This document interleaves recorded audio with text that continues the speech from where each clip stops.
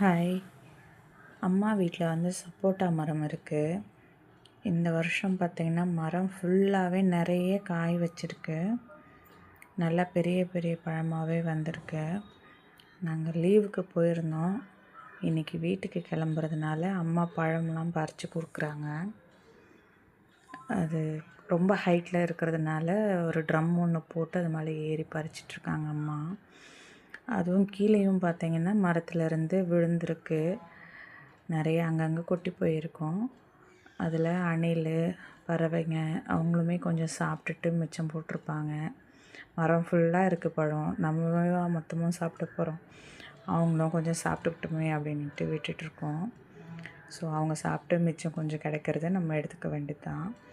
நிறைய பழம் பறிச்சிட்டாங்க அம்மா. ஃபுல்லாக அதில் பால் அப்படியே கையில் ஒட்டிக்கிச்சு. ஸோ எல்லாத்தையும் போட்டு தண்ணியில் கழுவி க்ளீன் பண்ணி எடுத்துட்டோம். அப்படியே கையிலெல்லாம் அப்படியே பிச்சு பிச்சுன்னு ஒட்டுக்குச்சு கையிலலாம். அதெல்லாம் கழுவி வாஷ் பண்ணி எடுத்து ஒரு பக்கெட் போட்டு ஃபுல்லாக அரை பக்கெட் கிட்ட வந்துடுச்சு. தேங்க்யூ.